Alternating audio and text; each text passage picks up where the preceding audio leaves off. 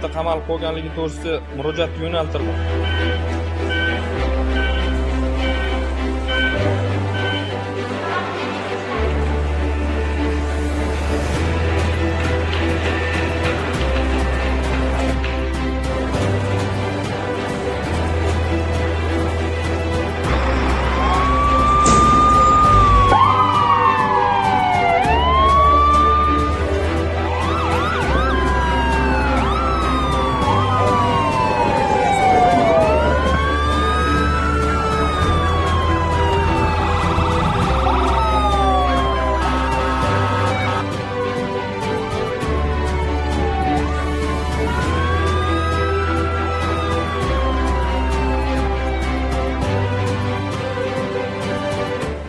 Hurmatli fuqaro, yetdamisiz? Yordam bering. Hozir sizga yordam beramiz.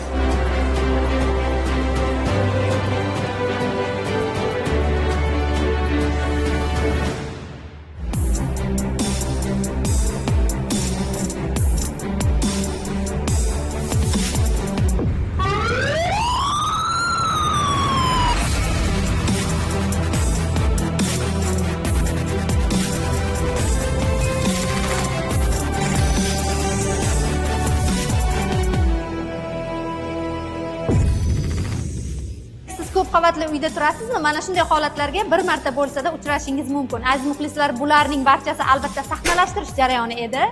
Biz ko'rsatuvimizning ilk debyut sonini e'tiboringizga havola etmoqdamiz va bu sonda siz liftda qamalib qolish holatlarida kimlarga murojaat qilishingiz kerak? Umuman olganda bunday vaziyatlarda inson o'zini qanday tutish kerak va favqulodda vaziyatlar vazirlik tizimida bugungi kunda qanday ijobiy ishlar qilinmoqda? Bularning barchasi haqida biz bugun batafsil ma'lumotlar berib o'tamiz. Bizdan uzoqlashmang, qani ketdik.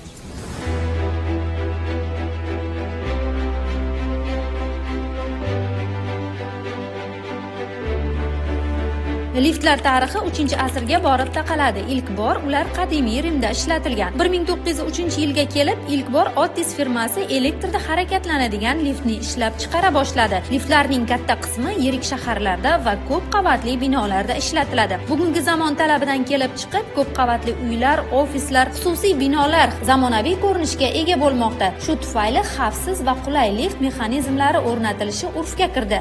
Inson hayotida ro'y berishi mumkin bo'lgan turli xildagi favqulodda vaziyatli holatlarga biz suv toshqinlari, yong'inlar va yuqorida sahnalashtirib keltirib o'tganimizdek liftda qamalib qolish holatlarini keltirib o'tishimiz mumkin.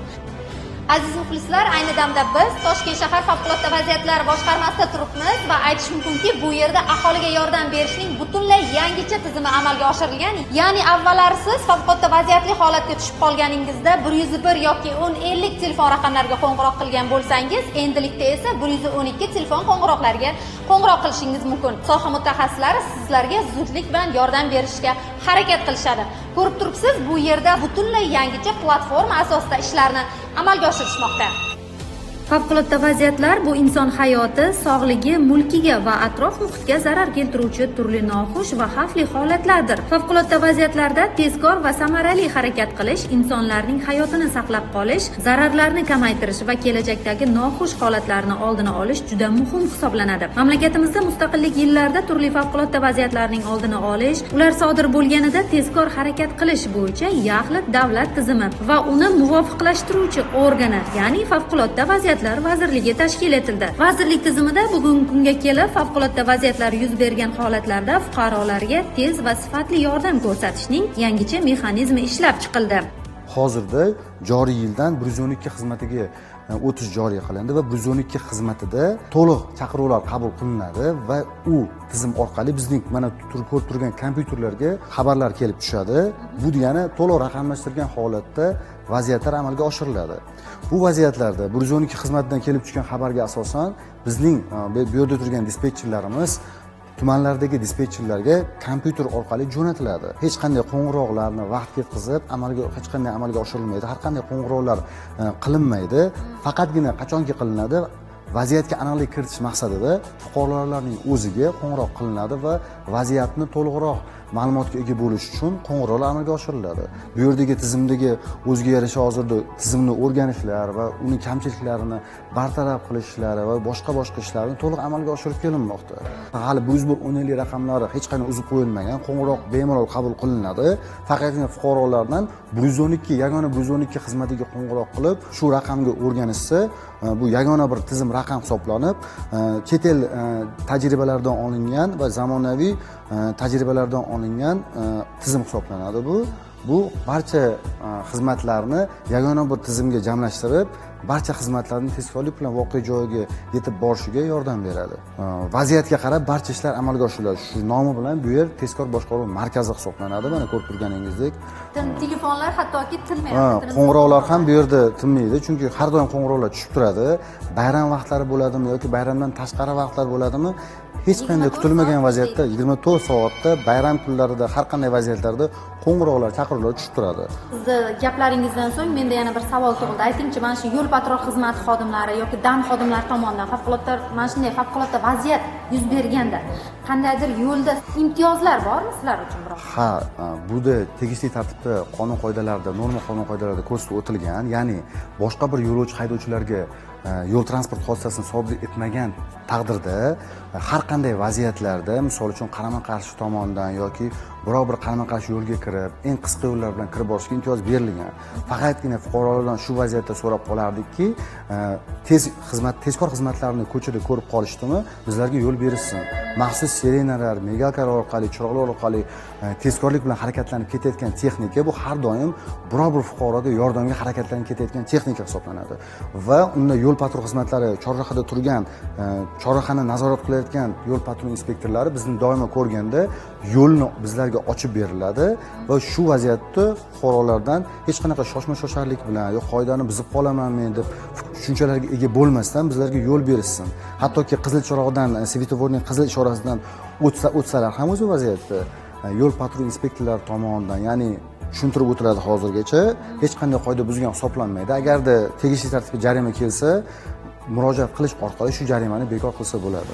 Aziz muxlislar, siz tasvirlarda ko'rib turgan mazkur kadrlar Toshkent shahridagi eng baland nuqtalarda o'rnatilgan kameralardan olingan tasvirlar hisoblanadi. Bu yerdan turib bemalol soha mutaxassislari Toshkent shahrining qayerda yong'in sodir bo'layotganini kuzatish imkoniyatiga ega bo'ladilar. Albatta, mana ko'rib turibsiz, Milliy universitetning tepa qismida o'rnatilgan kameralar hattoki Yunusobod tumanidagi teleminora atrofidagi hududlarni ham yaqinlashtirib ko'rsatmoqda.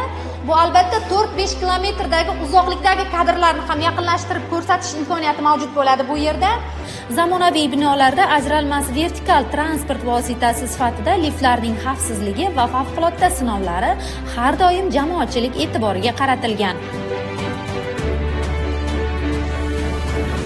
Liftlardan oqilona foydalanish har bir insonning individual holati hisoblanadi. Biz bugun yurtdoshlarimiz liftlardan qanday foydalanib kelayotganlariga guvoh bo'lamiz. Bizni kuzatishda davom eting. Xo'sh, biror kishi liftda qamalib qolganmi, yo'qmi? Avvalo inson o'zini qanday tutish kerakligi haqida fikr mulohazalarini tinglaymiz. Biror marta lift ichiga qulflanib qolgan holatlaringiz bo'lganmi? Hech ham bo'lmagan, ha? Agar mana shunaqa holat bo'lsa, kimga murojaat qilish haqida bilasizmi? O'sha yerda telefon yozuvli turadi, lekin Svet o'chib qolibmi, bir narsa bo'lib, qamalib qolsa, bo'ladi, o'sha telefon qilib birpas turish kerak. Tushkunlikka tushish kerak emas. Avvalasi o'zini bosib olish kerak. Chunki qolib ketadigan narsa emas, favqulodda yordam tez keladi, uzog'i 10 minut, 15 minutda keladi, sizni qutqarib oladi. Bunaqa qo'rqinchli joyi yo'q. Kirganingizdan keyin o'zi ma'lumotlari bor. O'shalarga qarab ehtiyot choralaringiz ko'rasiz bemalol. Harakat qilish kerak, ko'proq o'zi nafasini yig'ib turib, nafas olishga, aniq qalmasak tushib qolish kerak emas-da. Shuning uchun. O'shanda yaxshi bo'ladi hammasi. Statistik ma'lumotlarga ko'ra, har 3 kunda dunyodagi barcha liftlar yerning butun aholisi soniga teng insonni manzilga olib chiqadi. Butun dunyo bo'yicha shahar aholisining 85% qismi har kuni liftlardan foydalanadi. Chunki liftlar har bir inson uchun qulay hamda qiyinchiliklarni yengillashtiruvchi vosita hisoblanadi. Ko'p qavatli uylardagi liftlarning yaxshi va sifatli ishlashi bu albatta qurilish kompaniyasining statusini belgilab beradi. Xo'sh, o'zi liftlar ko'p qavatli uylarda joylashtirishdan avval qanday sinov va tajribalardan o'tadi? Ularning hozir kabina deb ataladi, motor qismi hisoblanadi. Ya'ni tezlikni tekshiruvchi qurilmamiz. Po'lat arqonlar uzib ketgan taqdirda liftimizning tezligi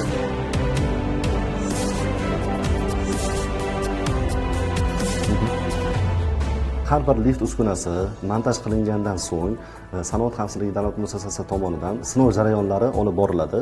Sinov jarayonlarining maqsad lift uskunamizni birinchi navbatda xavfsiz aholiga topshirish, birinchi maqsadimiz xavfsiz lift sharoitini tashkil qilib berish. Shuning uchun biz liftning har bir qismlarini ko'rib chiqamiz, xavfsizlik qurilmalarini. Liftning o'zining bir necha xavfsizlik qurilmalaridan iborat, ya'ni tezlikni cheklovchi qurilmasi, lovitel qurilmasi va xavfsizlik bir necha datchiklardan iborat hisoblanadi.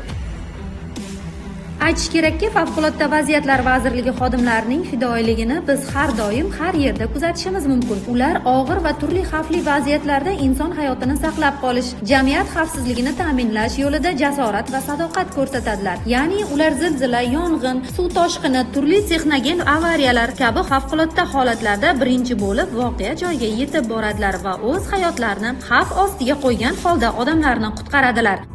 Mana shu 16-qismni yo'riqchi qutqaruvchi lavozimida ishlayman. Xizmat faoliyatimga 17 yil bo'ldi. Shu xizmat faoliyatimizda amaliy yordamlarimizga chiqamiz. Endi har xil vaziyat bo'ladi bizda. Liftda odamlar qolib ketadi. Ko'pincha yosh bolalar qolib ketadi liftda. O'shalarni endi borib qutqarishimiz kerak. U endi liftda qolib ketganda qancha qolib ketgan bo'ladi? Bu liftni har xili bor, eskilari bor, yengisi bor. Yengisini ochish osonroq, eskisini ochish sal qiyinroq. Eskisidan havo kiradi. Yengisidan havo kirmaydi. Endi u yerda biz iloji boricha shoshilamiz. Shoshilib o'sha liftda qolib ketgan odamni olib chiqamiz. Ularga tez tibbiy yordam ko'rsatamiz. Endi bizda amaliy yordam bitta endi lift bilan emas, xonadon eshiklari qulflanib qolishi mumkin. Ularga yordam beramiz borib. Bu kasb tanlaganimdan men afsuslanmayman. Chunki shu kasbga men o'z mehrim bilan, ishtiyoqim bilan kirganman bu sohaga. Shu darajada endi odamlarga yordam berganimdan men xursandman. Xulosa qilib aytganda, Favqulodda vaziyatlar vazirligi xodimlari o'z ishlariga jonkuyarlik bilan yondashadilar. Xodimlarning mas'uliyatli ekanligi nafaqat kasbiy majburiyatlardan, balki insonparvarlik va vatanparvarlikdan ham kelib chiqadi. Albatta, har bir inson turli favqulodda vaziyatlarda hushyor bo'lishi, vaziyatni boshqarishi, malakali mutaxassislar ko'rsatmasiga binoan harakat qilishi lozim. Albatta, bunday vaziyatlarda davlat va jamiyat birgalikda xavfsizlikni ta'minlashda muhim o'rin tutadi. Azizlar, ko'rsatuvimizning bu galgi sonida e'tiboringizga liftlar bilan bog'liq muammoli vaziyatlarda qanday yo'l tutish haqidagi qisqacha ma'lumotlarni havola etdik. Albatta, bunday holatlarga hech qachon tushmang deymiz. Ko'rsatuvimizning bu galgi sonlarini ham kuzatib boring. Bundan da qiziqarli bo'lgan vaziyatlarni e'tiboringizga havola etamiz.